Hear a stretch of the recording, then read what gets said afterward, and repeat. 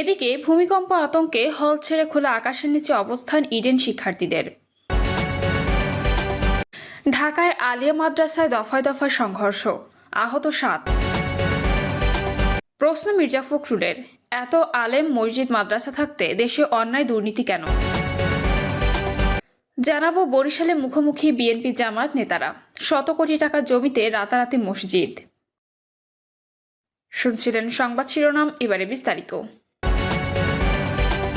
ভূমিকম্প আতঙ্কে হল ছেড়ে খোলা আকাশের নিচে অবস্থান ইডেন শিক্ষার্থীদের। সাম্প্রতিক ভূমিকম্পে ঢাকার ইডেন মহিলা কলেজের হাসনা বেগম ছাত্রীনিবাসে দেয়াল ফাটল ও ছাদের প্লাস্টার খসে পড়ার আতঙ্ক ছড়িয়ে পড়েছে শিক্ষার্থীদের মাঝে। সবশেষ সন্ধ্যায় হওয়া ভূমিকম্পের পর রাত 12টার দিকে ভূমিকম্প আতঙ্কে হলকক্ষ ছেড়ে খোলা আকাশের নিচে নেমে আসেন শিক্ষার্থীরা।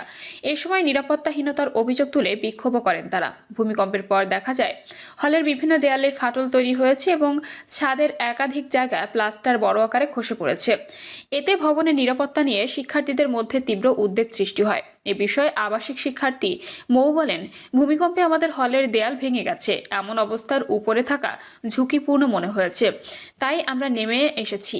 হল সুপার বলছেন, চাইলে বঙ্গমাতা হলে থাকতে পারি, পরে আমরা সবাই নিচে অবস্থান করে পরিস্থিতি বুঝে থাকার সিদ্ধান্ত নিই। হাসনা বেগম ছাত্রীনিবাসের শিক্ষার্থী মোকাররমা খাতুন বলেন, আমরা দীর্ঘদিন ধরে ঝুঁকিপূর্ণ অবস্থায় আছি। সাম্প্রতিক ভূমিকম্পে সেই ঝুঁকি আরও বেড়েছে, খুব দ্রুত এর প্রতিকার চাই। ঢাকায় আলিয়া মাদ্রাসায় দফায় দফায় সংঘর্ষ, আহত 7। রাজধানীর বকশীবাজারে আলিয়া মাদ্রাসায় শিক্ষার্থীদের দুই পক্ষের মধ্যে সংঘর্ষ ও ধাওয়া পাল্টা ধাওয়ার ঘটনা ঘটেছে।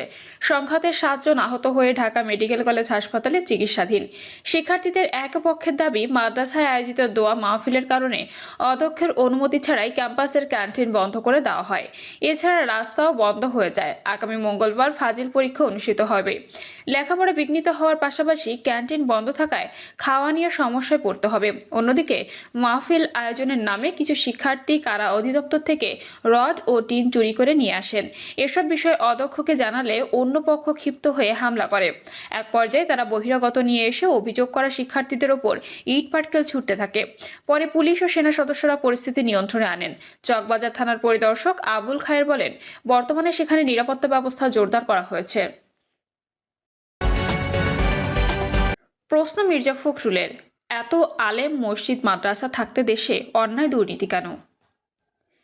বিএনপি মহাসচিব মির্জা ফখরুল ইসলাম আলমগীর বলেছেন, অগণিত মুসলমান মাদ্রাসা, মসজিদ, ইমাম উলামা থাকা সত্ত্বেও দেশে কেন এত অন্যায়, দুর্নীতি, চুরি এবং অর্থ পাচার হচ্ছে। তিনি বলেন, একটা মসজিদ তৈরি করতে মানুষ যে আগ্রহ দেখায়, সেই আগ্রহ ভালো মানুষ তৈরিতে কোথায় হারিয়ে যায় বুঝি না। মির্জা ফখরুল বলেন, ধর্ম ও নৈতিকতা সমাজে কিভাবে প্রয়োগ করা যায়, এ নিয়ে দেশে আরও গভীর আলোচনা ও উদ্যোগ জরুরি। তিনি সমালোচনা করে বলেন, কিছু আলেম ওলামা শেখ হাসিনাকে কওমি জননী উপাধি দিয়েছেন, যেটা প্রশ্নের জন্ম দেয়।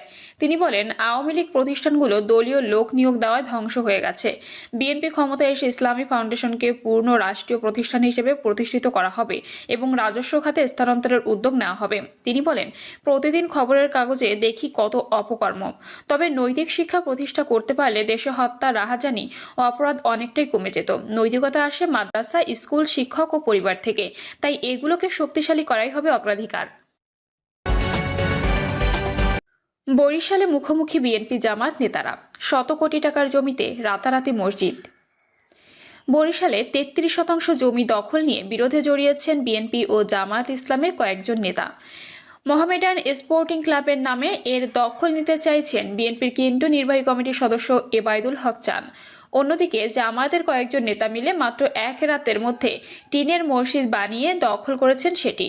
কাগজে কলমে মুসলিম ইনস্টিটিউটের নামে থাকা ওই জমির বর্তমান বাজার দর 25 কোটি টাকারও বেশি। তবে বাণিজ্যিক ভিত্তিতে এটির ব্যবহার হলে মূল্যবান ছড়াবে শত কোটি টাকা। জামায়াত নেতারা অবশ্য মুসলিম ইনস্টিটিউট নামের এর দখল নিয়েছেন। মুসলিম ইনস্টিটিউট জামে মসজিদ লিখে সাইনবোর্ডও ঝুলিয়েছেন তারা। তবে তারা সত্যিকার অর্থে ইনস্টিটিউটের প্রতিনিধি কিনা তা নিয়ে প্রশ্ন প্রশ্ন উঠেছে।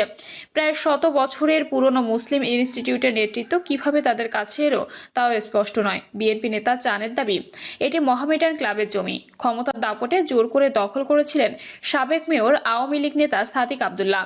এ ঘটনায় হাইকোর্টে রিট করা হলে ক্লাবের পক্ষে রায় আসে।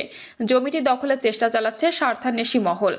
বরিশাল নগরীর প্রাণকেন্দ্র সদর রোডে কেন্দ্রীয় শহীদ মিনারের পাশে থাকা এই জমির মালিকানা নিয়ে দীর্ঘদিন চলছিল জটিলতা। বহু বছর ধরে সেখানে মোহামেডান স্পোর্টিং ক্লাব নামে একটি ভবন থাকলেও খেলাধুলার কোনো আয়োজন দেখেনি কেউ, বরং মাদকসেবী আর জুয়ারিদের আড্ডা ছিল সেটিতে। ভবনটি ঘিরে মাদক ব্যবসা চলার অভিযোগও ছিল। 2023 সালে ওই ভবন গুড়িয়ে দিয়ে জমি দখল নেয় বরিশাল সিটি কর্পোরেশন। তৎকালীন মেয়র সাদিক আব্দুল্লাহ তখন জানান, জমির মালিক নগর ভবন, ক্লাবের নামে সেটি জোর করে দখলে রাখা হয়েছিল। ফ্যাসিস্ট সরকারের পতনের পর এই জমির দখল নিতে আবারও শুরু হয় তৎপরতা। এবার নিজেকে ক্লাবের আহ্বায়ক দাবি করে জমি দখলে নামেন বিএনপি নেতা চান। রাস্তা সংলগ্ন অংশে টিন দিয়ে শুরু হয় দোকান নির্মাণ। বিষয়টি জানতে পেরে বাধা দেন তৎকালীন বিভাগীয় কমিশনার সিটি প্রশাসক রায়হান কাউসার। তার এই বাধার পরিপ্রেক্ষিতে চান ও তার সহযোগীরা আন্দোলনের হুমকি দিলে দাখিল করতে বলা হয় মালিকানা সংক্রান্ত প্রমাণ। তখন জানানো হয়, ভবন গুড়িয়ে দেওয়ার সময় দলিল সহ সব কাগজপত্র নিয়ে গেছেন সাদিক। প্রমাণ না পাওয়া পর্যন্ত জমি সিটি কর্পোরেশন নিয়ন্ত্রণ থাকবে বলা হলে হাইকোর্টে রিট করেন চান। রিটের পরিপ্রেক্ষিতে ক্লাবের ভবন ভাঙচুর ও ক্ষয়ক্ষতির পরিপ্রেক্ষিতে প্রকৃত মালিককে ক্ষতিপূরণ দেওয়ার নির্দেশনা দেন আদালত। এসব জটিলতা চলার মধ্যে রেকর্ড রুমে কাগজপত্র ঘেটে জানা যায় জমির প্রকৃত মালিক মুসলিম ইনস্টিটিউট। এস.এ. খতিয়ান সহ নামজারি এবং সর্বশেষ রেকর্ডেও রয়েছে তাদের নাম। নগরীর একাধিক বয়োজ্যেষ্ঠ ব্যক্তি জানান, ব্রিটিশ আমলে বরিশালে প্রথম প্রতিষ্ঠিত হয় বরিশাল ক্লাব। অভিজাত ব্রিটিশদের এই ক্লাবে ব্রিটিশ ছাড়া অন্য কারো প্রবেশাধিকার ছিল না। বিএনপি অসম্মানজনক মনে করে সদর রোডে বর্তমান শহীদ মিনারের বিপরীতে হিন্দু ধর্মাবলম্বীরা প্রতিষ্ঠা করেন ব্রাহ্ম সমাজ। বিষয়টি অসম্মানজনক মনে করে সদর রোডে বর্তমান শহীদ মিনারের বিপরীতে হিন্দু ধর্মাবলম্বীরা প্রতিষ্ঠা করেন ব্রাহ্ম সমাজ। পাকা ভবন করে সেখানে অবসর কাটাতেন অভিজাত হিন্দুরা। এদিকে খ্রিস্টানরাও কাছাকাছি জায়গায় করেন চার্চ, গির্জা সহ তাদের সময় কাটানোর অবকাঠামো। অন্য সব ধর্মের লোকজন এভাবে ক্লাব স্টাইলে অবকাঠামো গড়লেও মুসলিমদের জন্য ছিল না কিছুই। এমন পরিস্থিতিতে 1937 সালে শায়েস্তাবাদের তৎকালীন জমিদার বরিশাল ক্লাব, ব্রাহ্ম সমাজ ও চার্চের ঠিক পাশেই 33% জমি দান করেন মুসলিম ইনস্টিটিউট এর নামে। এখানে মুসলিম সম্প্রদায়ের লোকজন তাদের ধর্ম চর্চা সহ ইসলাম নিয়ে গবেষণা ও দরিদ্র মুসলমানদের জন্য কিছু একটা করবেন, এমনই ছিল তাদের লক্ষ্য। তখনকার সময়ে ইনস্টিটিউট পরিচালনার জন্য একটি কমিটিও করা হয়। 1947 সালে দেশ বিভাগের পর গণহারে বাংলাদেশ ত্যাগের কারণে সনাতন ধর্মাবলম্বী ও খ্রিস্টানরা সংখ্যাগরিষ্ঠতা হারালে প্রয়োজনীয়তা কমে মুসলিম ইনস্টিটিউটের। মুসলিমরা সংখ্যাগরিষ্ঠ হওয়ার এই ইনস্টিটিউট হারিয়ে ফেলে তার আবেদন। খালি পড়ে থাকে 33% জমি। এই খালি জমিতে গড়ে ওঠে মোহামেডান স্পোর্টিং ক্লাব। তখন অবশ্য ক্লাবের নামে খেলাধুলা সহ চলত নানা সামাজিক কর্মকাণ্ড। পরে পরিণত হয় মত জুয়ার আড্ডায়। এদিকে